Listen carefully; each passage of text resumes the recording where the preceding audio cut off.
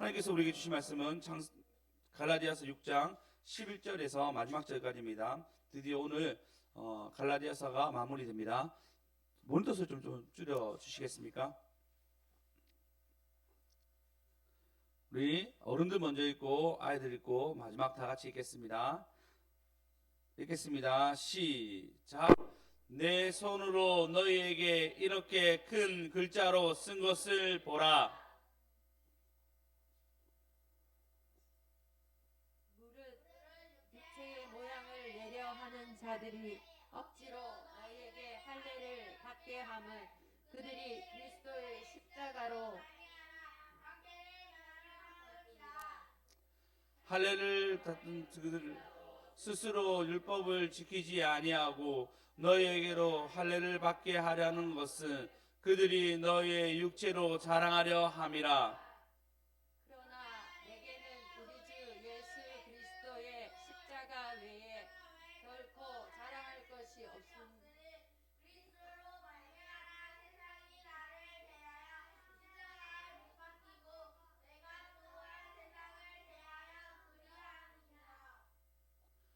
할례나 무할례나 아무것도 아니로되 오직 새로 지으심을 받은 것만이 중요하니라. 무릇 이 규례를 행하는 자에게와 하나님의 이스라엘에게 평강과 긍휼이 있을지어다.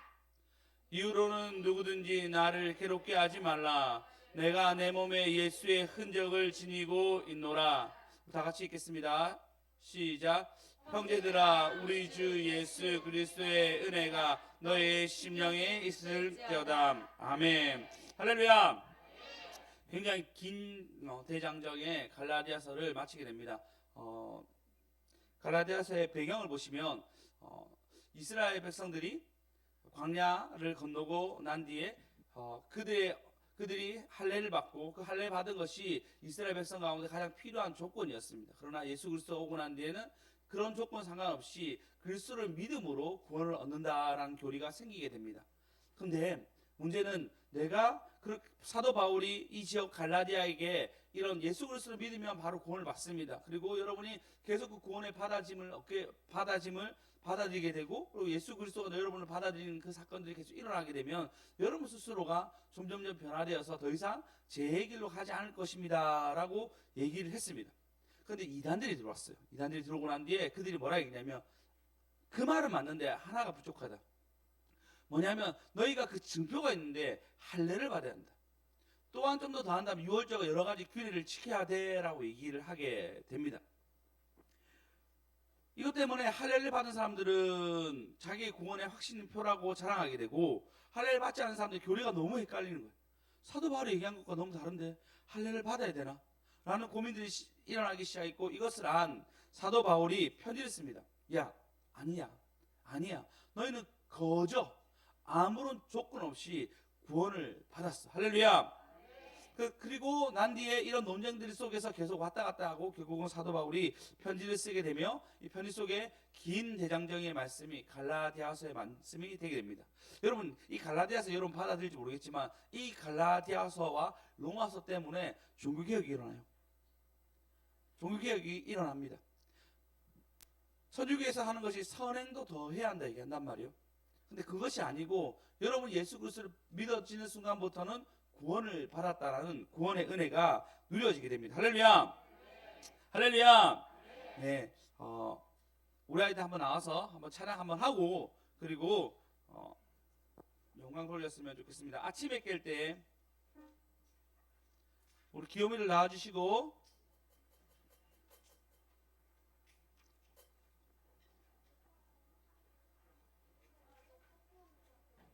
자 이거밖에 없어요. 자 나와주세요. 지유야 이 동생 데리고 와야지. 이 동생 저기 있잖아.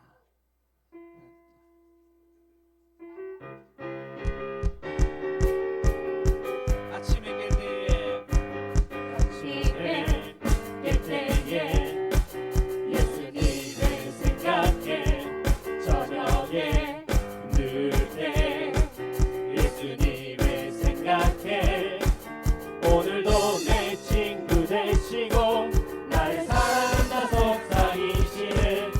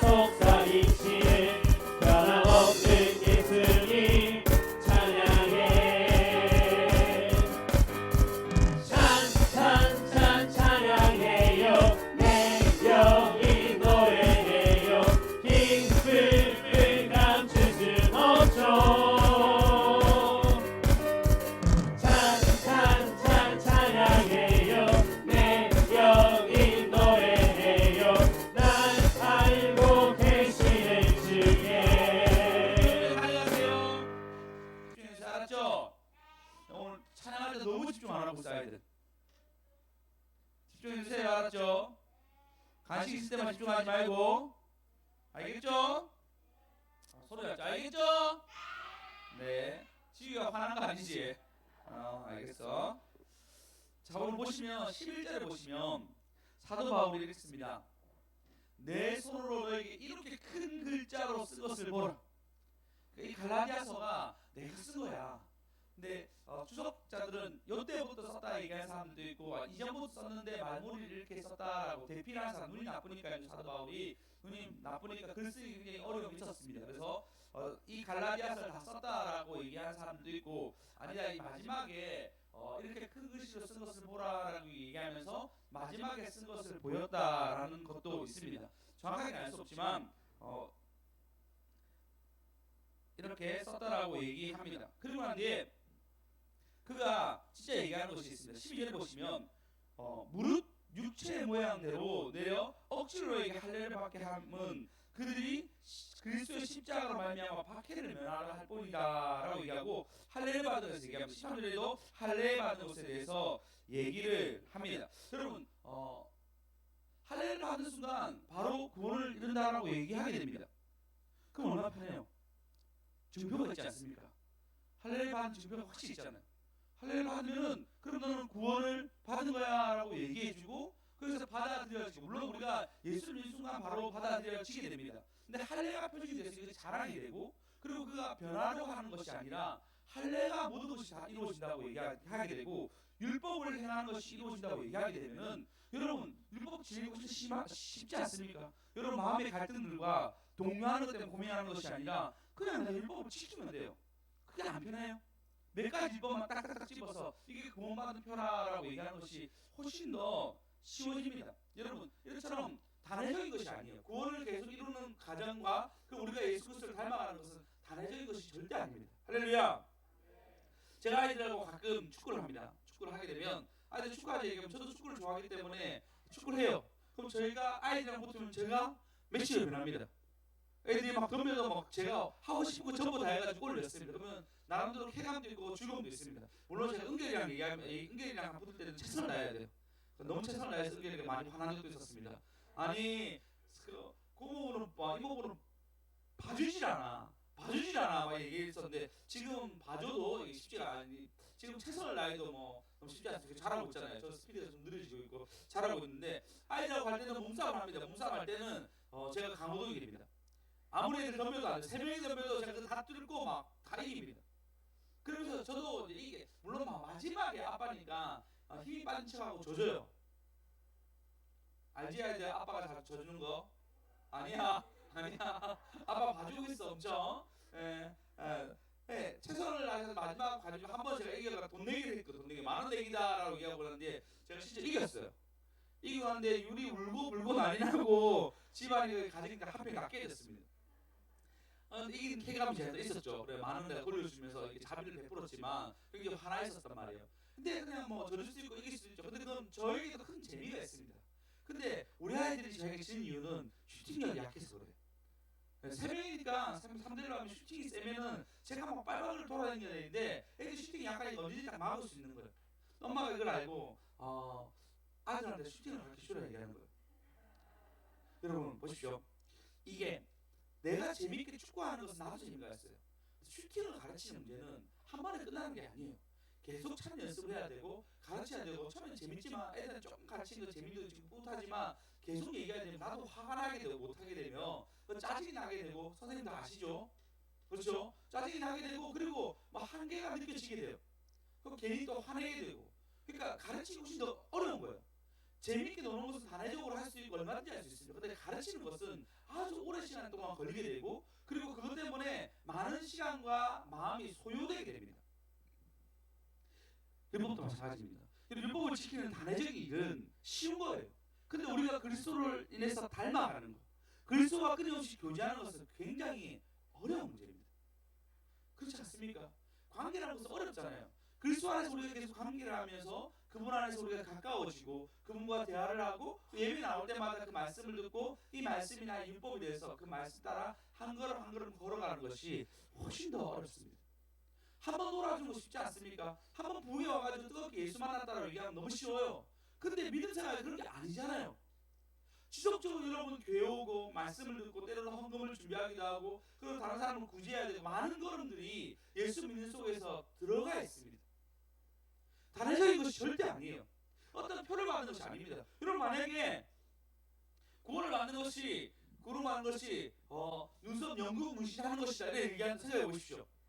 너무 쉽지 않습니까? 연구 문신하는 사람은 전부 다 예수 믿었구나 표가 되는 거예요. 너는 구원을 받았어 표가 되는 거예요. 얼마나 쉽습니까? 그렇지 않습니까? 예. 눈썹 문신하는 거 뭐라 얘기하는 다 하기 때문에 제가 가장 평이한 걸로 얘기하려고 애써서 얘기한 겁니다. 예. 너무 쉽지 않아요 그런 거. 근데 그런 게 아니에요. 예수 믿는 것은 그런 것이 절대 아닙니다. 우리가 그리스도에 계속 닮아가야 되고 그 그리스도 안에 말씀을 듣고 그분 안에서 순종하며 걸어가는 것이 훨씬 더 어렵고 힘든 길입니다. 할렐루야. 아멘. 세월이 여러분 길지요. 그런데 보면은 금방 지나갔어요. 안 그렇습니까? 네, 보람쌤도 지하만 할 때가 있었잖아요, 맞죠? 네, 기억이 잘 나지 않지만, 네, 우리 수정쌤이 20살 때 그 이제 저희 주일교회 같이 왔거든요. 근데 한 번은 이제 주일교회 친구를 한번 만나야 돼서 지금 이제 교회에서 안 나가는데 이제 그 친구가 수정이도 우리 교회 다니고 있어라고 얘기하니까 갑자기 그분이 뭐라 얘기냐면 국민 여동생 수정이가 거기 다녀요 이렇게 얘기하더라고. 감이 안 오죠 여러분. 국민 여동생 그때 수정이가 너무 20살 때 귀여웠어요. 그래가지고 전부 다 저희 교회에서 20살짜리 아이가 왔는데 너무 환하게 빛나는 걸 전부 다 국민 여동생이라 불렀거든요. 네, 수정이 국민 여동생. 지금 국민 여동생이가 떠오르지가 않는 거예요 그때. 그녀는 어디 갔지 이러면서. 네, 근데 그 수정쌤 20살이 정말 엊그저께 같지 않습니까? 지금도 귀여워해. 흥기야 네가 더 귀여워 알았지? 네, 세월은 정말 금방 지나갑니다. 금방 지나가. 우리 아이들이 막 어린아이잖아. 나중에 우리 나이 되는 거 지나가 보면 금방 지나가는 것 같아. 우리 아이들도 이렇게 얘기해요. 금방 일주일이 금방 지나가요 이렇게. 일주일이 금방 지나가요라고 얘기하게 됩니다. 세월이 막 길어도 시간은 금방금방 지나갑니다. 그러면 우리는 뭐죠? 그 지나감에 따라서 주님을 닮아가는 거예요. 예, 세월이 막 지나간 것도 그 예전에 어리석은 나의 모습보다 지금 훨씬 더 현명하고 그렇지 않습니까? 그 옛날에 어리석었던 부족했던 나의 모습보다 지금은 우리의 어떤 주름과 연약함들과 몸의 아픔들이 있지만 하나님 우리를 지켜주시고 보호해주시는 많은 추억과 은혜가 있습니다. 할렐루야. 네. 그래서 여러분 오늘 제목입니다. 은혜만 남습니다. 은혜만 남습니다. 은혜만 남습니다. 은혜만 남습니다. 여러분 그 은혜를 생각해 보면 단회적인 것이 아니었어요. 지속적으로 주님 우리에게 기도응답과 은혜를 보내주시면서 우리가 지금 여기까지 있는 것은 하나님의 은혜입니다. 할렐루야. 주님의 깊은 관계를 가지십시오. 그리고 여러분 삶 가운데 그분이 나를 사랑하셔서 주시는 수많은 은혜가 여러분 누려져야 됩니다. 그래서 우리 주름이 부끄럽지 않게 우리 주름만큼 우리 연약함만큼 우리 아픔만큼 하나님의 사랑이 은혜만 하는 저와 여러분 되었으면 좋겠습니다. 여러분 은혜는 이 은혜를 받는 것은 단회적인 것이 아닙니다. 장기적으로 계속 받아야 돼요. 오늘 받았으면 내일도 받아야 되겠죠. 네, 그 다음도 받아야 되겠죠. 맞아요. 여러분 할례처럼 한 번 행하면서 끝난다는 것이 아닙니다. 계속적으로 주님 안에서 받아들임을 당하시고 은혜 받는 저와 여러분 되었으면 좋겠습니다. 할렐루야. 지우 이거 하나 가져가 그래.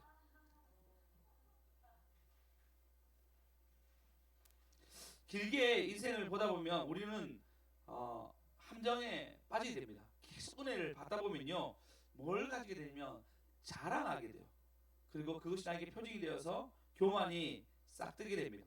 그리고 자랑과 인정을 받으려고 우리는 그 말과 그 행동을 하게 됩니다. 오늘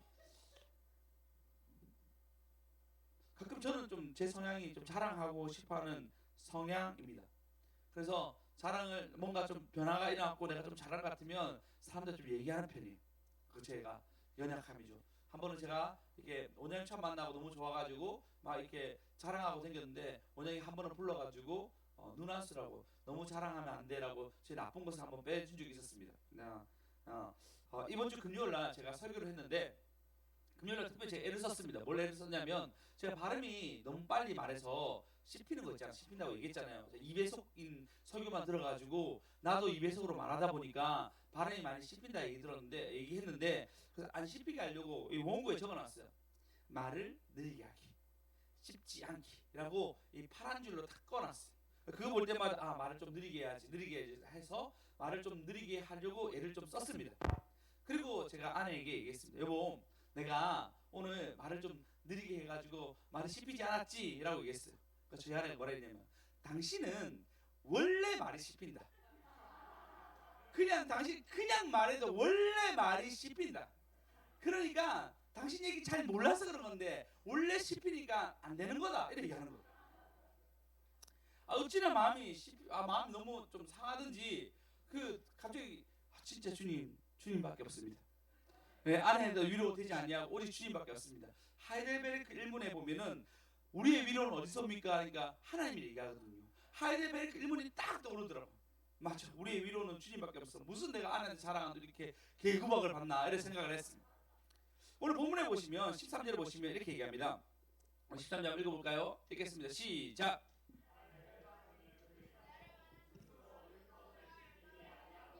너에게 할례를 받게 하려 한 것은 그들이 너의 육체로 자랑하려 함이라. 네, 육체의 자랑을 하려 합니다라고 얘기하는데 사도 바울은 반대로 얘기합니다. 14절 읽어보겠습니다. 시작. 그러나 내게는 우리 주 예수 그리스도의 십자가 외에 결코 자랑할 것이 없으니 그리스도로 말미암아 세상이 나를 대하여 십자가에 못 박히고 내가 또한 세상을 대하여 그러하니라. 예, 사도 바울은 뭐라 얘기하냐면요. 나는 십자가 외에 자랑할 것이 없고 나는 세상에 대해서 못 박았다고. 세상도 나를 못 박고 서로 못 박으면서 이제 세상과 나는 손절했어라고 얘기하게 됩니다. 이 앞에는 자기 육체의 자랑을 하기 위해서 그는 할례를 행한다, 할례를 받는다라고 얘기하게 됩니다. 여러분 생각해 보시죠. 여러분이 이런 경우 있잖아요. 그들이 할례를 했어 얘기하는데 내가 갈라디아 교회에서 할례를 300명 했어 이렇게 얘기해요. 자랑이 되겠죠. 왜냐면 확실한 표징이 되니까. 그런 자랑은 서로 일어나기 시작했습니다. 나도 할례했어, 너도 할례했어, 나는 대규모로 했어 이런 얘기들이 막 흐르게 됩니다. 그 자랑이 되죠. 사도 바울은 뭐냐면 십자가 외에 난 자랑이 안 된다라고 얘기합니다. 완전 대조되지 않습니까? 우리는 자랑하며 자기를 높이려고 합니다. 그리고 제가 좀 잘한 걸 아내한테 얘기하려고 했는데 저희 아내가 뭐 사도 바울인지 뭐 알 수 없지만 저에게 바로 니는 아니다라고 얘기했어요. 예, 자랑이 전혀 되지 않았습니다. 물론 저도 지지 않았습니다. 당신도 가서 예전에 20대 때 교회에서 먹고 자고 하면서 기도할 때 얘기했지. 지금 해라고. 왕년에 하지 말고 왕년 얘기하지 말고 지금 먹고 자고 교회에서 해라고 지지 않았습니다. 서로 느꼈죠. 주님이 위로되신다. 그날 금요일날 뜨거웠던 기도에는 온데간데 없고 서로의 채찍과 욕만 난무하게 되었습니다. 여러분 맞습니다. 우리 자랑이 아니라 주님의 은혜만 남습니다. 할렐루야. 누구나 자랑하고 싶어합니다. 누구나 인정받고 싶은 마음들이 있습니다. 인정을 받게 되면 내가 세상에서 뭔가 가진 것 같고 또 인정을 받게 되면 우리 삶 가운데 뭔가 풍요로운 것 같지만 아닙니다.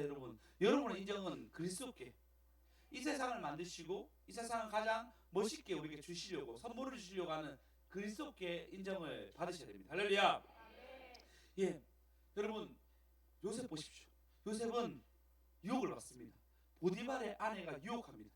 나와 잠자리를 하자고 유혹합니다. 아마 수많은 사람들이 그와 그런 종류의 일들이 많이 있었다고 생각합니다. 아니면 그렇게 할 수 없겠죠. 근데 요셉이 그것을 딱 거절해요. 그리고 그가 하는 말씀은 뭐냐면 내가 여호와께 어떻게 득지하리요. 주님 앞에 인정받기 위해서 그녀의 인정을 무자르지 딱 자릅니다. 물론 뭐 여러 속에 해석이 있습니다. 아무리 봐도 이 보디발의 아내가 요셉의 취향이 전혀 아니었다. 아니면 너무 못생겼다. 뭐 이런 얘기가 우리끼리 얘기한 적이 있었습니다. 시학생들끼리 얘기한 적이 있어요. 이거 도저히 사람으로 살 수 없다라고 얘기할 정도로 10대 아이가 할 수 없다 할 정도로의 엄청난 믿음의 걸음을 딱 걷습니다. 왜? 하나님께 인정받기 위해서. 할렐루야. 할렐루야. 예, 여러분 하나님께 인정받는 것입니다. 혹시 여러분 인정, 반대로 인정받고 싶으면 여러분 잘못을 인정하시고, 할렐루야, 실수를 인정하시고 책임을 인정하십시오. 그것은 그 인정은 하나님께 인정받는 걸음이 됩니다. 회개의 걸음이 되고 하나님이 아름답게 보는 걸음이 됩니다. 잘못을 인정하고 실수를 인정하고, 이창현의 시의 울림의 시에서 나옵니다. 잘못을 인정하시고 실수를 인정하시고 책임을 인정하십시오 라고 얘기해요. 여러분 삶 가운데 인정받고 싶으면 여러분 잘못을 인정하십시오. 그러면 하나님 여러분을 인정해 주십니다. 여러분의 자랑이 아니라, 잘한 것을 말하는 것이 아니라 여러분의 잘못을 받아들이고 그리고 우리의 잘못을 인정해 주신 주님께 나오시고, 할렐루야. 그것뿐만 아니라 제가 다음부터 기도해야 되겠죠. 주님, 설교했을 때 말이 씹히지 않게 하심을 감사합니다라고 주님께 영광 돌리는 것이 바로 주님께 자랑하는 것이고 주님이 우리를 인정해 주는 걸음이 되는 것입니다. 할렐루야. 이번 주 어제 붕어빵 전도하는 목사님께 전화를 했습니다. 그분께 전화했는데 그분이 붕어빵 전도를 3개월 좀 되지 않게 전도를 했습니다. 했는데 하는 말씀이 뭐냐면, 붕어빵 전도, 그러니까 그분이 원래 서울에 카톨릭 대학교 앞에서 개척을 했는데 계속 다툼과 어려움이 있어가지고 그냥 개척을 접고 연고지 아무것도 없는 그냥 부산 용원에 왔어요. 이곳에 와가지고 그냥 개척을 시작한 거예요. 아무것도 없는데 이제 붕어빵 전도하겠다 얘기하고 마음 먹고 붕어빵 전도를 했는데, 전도하는 첫날에 한 가정이 교회로 왔어요. 그리고 지금 약 석 달 가까이 됐다 얘기하는데 지금 3가정에 청년 2명이 와서 예배를 드린다는 거예요. 목사님 너무 축하해요. 목사님 너무 축하해요. 목사님 너무 축하해요. 여러 번 얘기했는데 이분이 하는 말이 뭐냐면 이렇게 얘기하더라고요. 진짜 하나님께서 내게 기적을 베풀었습니다. 진짜 이거는 말도 안 되는 기적이 저에게 일어났습니다 라고 얘기했어요. 여러분, 그분 딱 보니까 하나님께 온전한 영광 돌리더라고요. 자랑이 아니라, 자기 붕어빵 열심히 했다고 자랑이 아니라 하나님께 온전한 영광 돌리는 거. 그러니까 저도 뿌듯하고 어떤 마음 들죠? 나도 붕어빵 전도해야 되겠다. 여러분도 그런 마음 드시죠? 드시죠? 드시는 거 말고 드시죠, 붕어빵. 예, 여러분 전도하십시오. 근데 전도하는 게 가장 큰 자산이 되고 은혜가 됩니다. 그리고 그분이 얘기하더라고. 붕어빵, 팥빵만 있지만 저는 최고의 슈크림도 준비했습니다. 목사님 하게 된다면 그 슈크림의 노하우를 알려드리겠습니다 라고 얘기하더라고. 이 소식을 내가 전도사님과 권사님들과 우리 집사님들에게 알려드려야 되겠다. 좋은 슈크림이 있다라고 알려드리겠다 생각이 들었습니다. 여러분, 아름답지 않습니까? 온전히 주님께 영광 돌려. 주님 자신의 자랑을 주님께 영광 돌리는 것을 보게 되었습니다. 그러니까 주님을 선하시는 보게 되잖아요. 여러분의 자랑이 아니라 주님께 영광 돌리는 저와 여러분 되었으면 좋겠습니다. 할렐루야. 그러려고 하면 여러분 그렇게 주님께 막 영광 돌리고 은혜라고 얘기하게 되면 이 시간은 사실은 쉽지 않아요.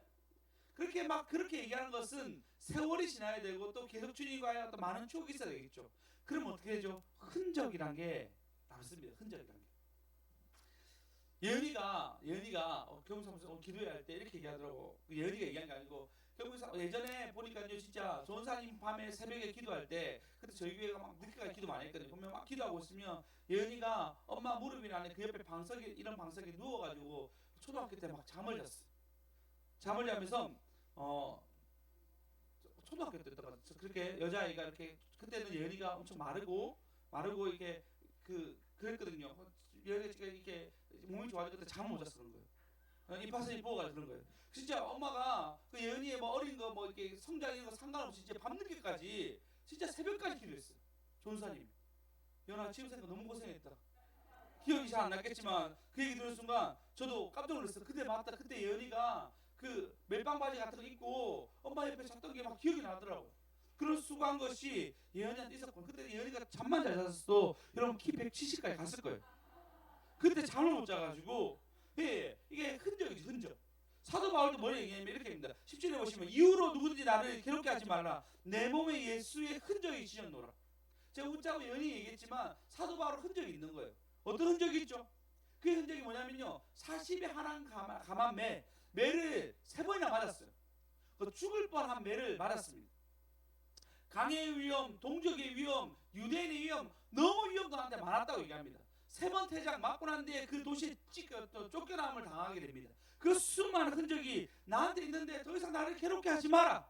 내가 할례 받는 것과 이런 많은 것을 했으면 이렇게 고통 안 당했는데 내가 왜 이렇게 고통 당했니? 힙합의 소리가 나네요. 예. 내가 왜 이렇게 고통을 당했니? 그 이유는 할례와 여러 가지 때문에 내가 고통 당한 거잖아. 내가 흔적이 있는 것이 이런 흔적이 있는 것이야라고 얘기하게 됩니다. 여러분 하나님과 은혜를 막 나누다 보면요 우리 가운데 세월의 흔적이 있어요. 왜 좋은 날만 있겠습니까? 고통의 날도 있고 고난의 날도 있고 어려움의 날이 있습니다. 성주사님 남편에게 교회 갔다가 들키면 집 안에 있는 모든 게 다 깨졌대요. 냉장고 뭐고 다 흩어졌대요. 보통은 냉장고까지 안 건드거든요. 비싸잖아요. 안 그렇습니까? 그 다 흩어놓고 그렇게 난리를 부렸대요. 다 흔적이죠, 흔적. 아프면 흔적이죠.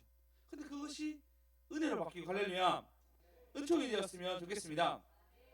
예, 여러분 우리 삶 속에서 그런 이렇게 단기적인 흔적이 있는가 하면요 장기적인 흔적도 있어요. 예언이가 엄마가 막 기도하고 뭐 무릎 꿇고 했던 그 흔적도 장기적인 흔적이죠. 그러면서 쌓는 것이 있고 단회적인 은혜도 있습니다. 예를 들어서 우리 지혜쌤이 저희 교회 와가지고 맘먹고 몸무게 10kg 뺐어요. 그때 한 15kg 뺐나요? 예, 15kg 뺐다가 다시 5kg 쪘습니다. 예, 그러면 그 단회적인 은혜가 되고 그리고 그 뺀 것이 뭐냐면 부모님이 교회에 대해서 긍정적으로 생각하게 되었어요. 아, 교회 다니더만 애가 한다음 하게 되는 영혼이 되었구나라고 마음이 바뀌게 되고 교회에서 좀 긍정적인 마음을 가지게 되고 좋게 되었어요. 그죠? 그건 뭐죠? 단회적인 은혜입니다. 물론 살이 빼기 위해서 굉장히 노력이겠지만 그것은 단회적인 은혜가 됩니다. 여러분 예전에 한번 보십시오. 사진 예전 사진 GSM이 오기 전 왔을 때 사진 보시면 깜짝 놀랍니다. 찌해가 됐지. 살찐 찌해가 되었는데 지금은 아름다운 지혜가 되었습니다. 네, 이건 단회적인 은혜. 여러분 삶 가운데 그런 거 많죠. 하나님 속에서 단회적인 은혜와 장기적인 은혜가 있어가지고 내 영혼이 굳건해진 거. 저 역시도 지금 역시 그런 것을 가지고 있습니다. 전기차 이게 렌탈했죠. 렌탈해가지고 했는데 전기차 키로수가 제가 1년 탔어요. 1년 탔거든요. 몇 킬로 탄지 아십니까? 46,000km 탔어요. 여러분 감이 안 오시죠? 46,000km가 어떤 감이냐면요. 여기서 서울까지 왕복하는데 700km예요. 이것을 매주 가면요. 매주 일주일에 한 번 이상 무조건 가게 되면요. 37,080km가 돼요. 저는 그보다 더 많이 46,000km 탄 거예요. 그보다 1,000km 더 탄 거예요. 그러니까 그 모든 것이 기도 시간이었죠. 기도하면서 왔다 갔다 한 키로가 1년 만에 46,000km 타면 어마어마하게 많이 탄 겁니다. 놀라지도 않네. 여러분 그 정도 운전해 보셔야지 감이 오실 텐데. 예, 어마어마하게 탄 거잖아요. 어마어마하게. 그것이 뭐죠? 제가 여러분과 우리 교회에서 기도한 흔적이에요. 저희가 이렇게 뭐 단기간에 참 많이 왔다 생각하는데 부산에서는 이렇게 서울에서 좀 이런 경우 많더라고요. 서울에서 뭐 600명 왔다 뭐 이렇게 얘기하는데 부산 좀 쉽지 않죠. 예. 부산은 거기에 10분의 1이라 얘기해요. 많이 부흥된데도 어렵다고 얘기합니다. 믿는 사람이 너무 적으니까. 그런데 여러분 그 걸음이 제가 46,000km 탄 게 전부 다 저희 걸음이었어요. 제가 이렇게 살을 찐 거는 전부 다 차 안에서 먹었습니다. 차 안에서 먹었어요. 차 안에서 할 게 없으니까 자녀 때마다 먹었더니 먹은 것이 뱃살이 간 거예요. 여러분 저를 보고 불쌍히 여기시고 안타깝게 여기십시오. 46,000km에도요 택시 운전 막 그렇게 많이 한 거예요. 여러분 그게 뭐죠? 흔적입니다. 흔적. 여러분 어떤 흔적을 가지고 있습니까? 여러분 그리스도와 어떤 흔적과 어떤 좋은 은혜와 사랑을 나누고 있습니까? 물론 여러분 명지에서 오시고 양산에 오시고 김해에서 오시고 정관에서 오시고 멀리서 왔다 갔다 하는 걸음 압니다. 다 기도예요. 다 기도. 다 하나님 저축해 놓으시고 그 모든 것이 흔적이 되어서 키로수가 흔적이 돼요. 키로수만큼 은혜 받았으면 참 좋겠어요. 할렐루야. 네, 뭐 계정에서 오시고 여러 번 오시는데 여러분 이것이 다 은혜입니다.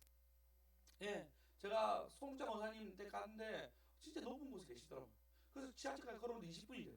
또 그 지하철 타고 오신 거 진짜 먼 거리죠. 다 은혜입니다, 여러분. 그 모든 예배 안 빠지고 다 오세요.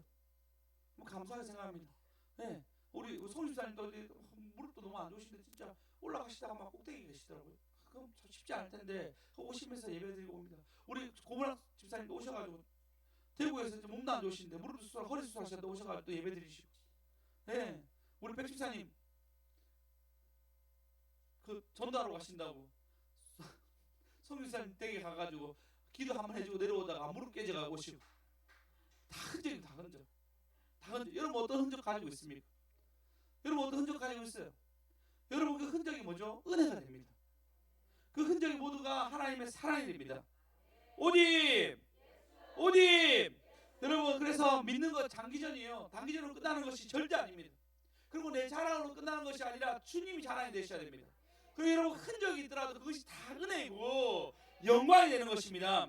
여러분 예수님 보십시오. 그분은 십자가에 달려 죽으셨습니다. 부활하시고 난 뒤에 뭐라 얘기하죠? 요나가 그분의 못 박힌 손을 내가 넣어봐야지, 그것을 봐야지만 알겠다 얘기합니다. 내 손 딱 나타나요. 야, 못 박힌 손 여기 있다. 내 흔적 여기 있다고. 옆구리에 살 여기 있다고. 만져봐라고. 그분의 옆구리에 살에 찍힌 창의 흔적과 못 박힌 그 못의 흔적이 어떻게 되죠? 우리를 구원으로 이루었습니다. 할렐루야. 여러분 기억하십시오. 주님의 은혜가 여러분 안에 있으면 흔적 있죠. 장기적에서 치유할 수도 있습니다. 막 내가 내 자랑을 하고 싶은데 하나님 그걸 꺾어버리고 주님을 높이게 하는 그 순간들이 있습니다. 그러나 그것이 하나님의 모든 은혜인지 아시고 오늘도 내일도 주님의 흔적 따라가는 저와 여러분 되었으면 좋겠습니다.